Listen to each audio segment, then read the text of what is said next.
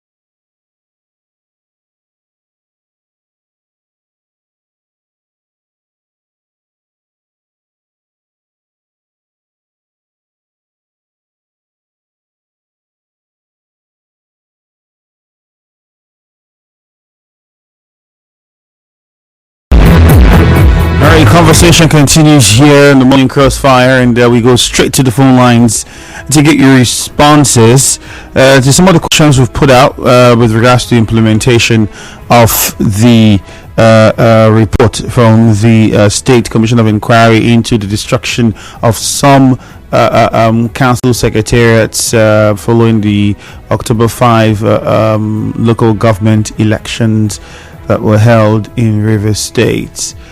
0817-923-0007, 0817-923-0003. I'll take those again. 0817-923-0007 and 0817-923-0003 are the numbers to call. You can also send WhatsApp messages to 0809030616. That is the WhatsApp number, 0809030616.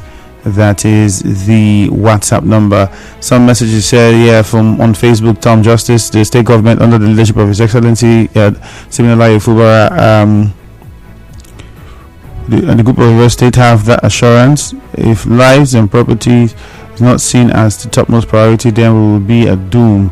I'm sure the recommendations will be implemented and help curb corporates and position the state laws. Please help tell the governor that bombing the assembly chambers and setting it ablaze and putting down of assembly building happened before local government saga. Let the governor go and set up a panel of inquiry to ascertain veracity surrounding that. I think the people, Caleb Odlu, I'm pretty sure the police also had said gave a report on what caused the fire at the chambers, but I don't think the police gave a report as to what caused the destruction of the council secretariats. Correct me if I'm wrong, but I haven't heard any official reports, which perhaps would have led to the Commission of Inquiry. Because the police also had given a report and this investigation into the situation at the assembly complex, does not mean that the state government cannot also decide to want to go further and establish a state of inquiry. But if everybody wants to play devil's advocate and make a case, they possibly would say that because the police had already given a report, some people were arrested and blah, blah, blah, blah, blah. Maybe it's why the government did not want to consider any panel of inquiry. I don't know. I'm just saying. On the other hand, like I said, the police coming out with this investigation and report does not stop the government from establishing a commission of inquiry to look into what happened at the assembly complex. Femi, concerning this matter, they will implement it. Why won't they do it? A sane government will not want their properties to be destroyed because it spent money to build them. Thank God Ability says the report of the Commission of Inquiry should not be swept under the rug no matter who is involved. Nobody has monopoly of violence. Godwin Agwanwo says concerning this matter, of course, they will implement it. Why wouldn't they do it? Okay, so we have many more messages coming in on Facebook. So as much as possible, let's hear you. Another one says the way to make peace is by commission of inquiry. This is the right way to go about justice. Belema Fibika, because for some, this commission of inquiry is a signal that there is no sort of reconciliation that anyone should expect between the governor and the FCT minister. That's how some people already interpret this. Let's go to the phone lines and hear from you. Magnus in Mile 3. Let's start there. Good morning. Good morning, Andrew. All right, Magnus, go on. Yes, I want to say that in as much as I will not subscribe to violence and destroying property worth millions of naira or causing unrest to the people of Rivers State, I think the governor is being distracted by this commission of inquiry. One, because if you look at the state today, we have important things, key things that the governor should be focusing on. And from the look of things, it seems to be distracted. So I want to advise, in as much as the panel have submitted their report, I think at this time what Rivers people want is better governance. And due time is here. civil servants are expecting the government to at least make them smile. I believe the government is working towards that. And conclusively, the police cannot be removed totally from this whole thing. And Andrew, you remember that just this week, the Bureau of Oginigwa has been crying. In fact, as you speak, properties or goods worth over 300 million. The committee is demanding for that money because things have been destroyed. The police is being fingered. How can the police exonerate themselves from all these crises happening in the state? It is high time the IGP call his men in Rivers into order so that we can be able to have peace in this state and governance to strive. Thank you so much. All right, thank you. Thank you, Magnus. I think we're expecting a report from a statement from the state government with regards to the situation at Oginigba. Let's also hear what the state government thinks and what its position is. Perhaps there's some things that it knows that it doesn't. I was having a conversation with the Commissioner for Information about it, and he just said, Andrew, don't worry, we release a statement and you'd hear. So I'm pretty sure we would have that on the news when it comes out, and you would also see it on social media. Well, let's wait and see. On the other hand, for the police, I think efforts are still on to get in touch with the spokesperson of the police. We await their response. I don't know if they've released anyone, at least none to my knowledge at the moment, but we're waiting. Kurt in Uniport, good morning. Morning. You're welcome. Yeah, I would like the governor to take the bull by the horn and implement that report. Let him match action by his word, because the local government was destroyed. And if he did not match action with their word and he did not implement it, it's a waste of time and waste of taxpayers' money, because they use money to finalize this report. So that no matter who is involved, let him stand as a deterrent to others. For the people who will say if they witch hunt, the question remains to those people, did all these things happen? Because we saw local government were destroyed. And if we were destroyed, is it not people that destroy it? Are they not in this planet? So the committee have done a good job. Let the governor implement it. If he not implement it, he has wasted a huge fund of taxpayers' money. So for that money not to be wasted, go ahead, hold the bull by the horn and implement it. All right, Kurt. Thank you. George Buguma, good morning. Andrew, there is a saying that a sinner runneth when no one pursueth him, and a clear conscience fear no accusation. So now when you begin to hear people say that the whole outcome of this inquiry is to wish hunt and to mete out vendetta on perceived political opponents, is it not laughable? The question there, were there no action in the Query Council Secretariat to Eleme and to about, is it 3, 4 to 5 different councils? Were they not attacked? Were the reports not submitted? Were people not called for questioning? And we have some persons, even when their names were being chanted in social media, but they refuse to present themselves. So at the end of the day, I don't think that the governor will be the one to adjudicate on this matter. We have the people, the judiciary is here, the police itself will be part and parcel of this outcome, because they will have to investigate and make sure that before it is sent to the appropriate quarter, which is the judiciary, then all these processes may have been observed. So when you hear people say no one is being guilty until he properly understand by through the eyes of the law, when you have gone through the eyes of the law and the law find you culpable, is that what that at that point when anyone can be found guilty? So I don't know if we see the governor that will be the judge on the matter. All right, thank you very much. Chima and Rumokuta, good morning. All right, good morning, Mr. Isemi. All right, go on, Chima. Yeah, there are some questions that you put in. I think one I can quickly grab is if this further inquiry is going to, if it goes, whether it will bring peace again within the FCC minister and and the governor. Mm. To me, I see that like the governor wants to still continue in political witch hunt. And I believe that this is not a panel of an inquiry, rather it is just some group of persons doing what they are doing. Because before now, this is not the first action that they are talking about as committee have been committed in local government. Before there were local government chairmen and people went there to obstruct activities. Even in a normal local government, a policeman died in the activity, which all of us heard even from your radio station. Even an OSPAC member also died when they went to there. And this thing was led by the APC. It was nothing Chima, that's the one. That's the one we will not allow. Chima, no, that's the one we will not allow. Please, you don't mention names for people. No, you don't. So apologize for it and take it back. The governor saying that he's going to implement the report that was brought. We are not jittered about that. No, we are not jittered. Let him continue, because the issue is that he is going to take that part of inquiry, that result they give to him to the court, and the court is going to sit down and look at it again.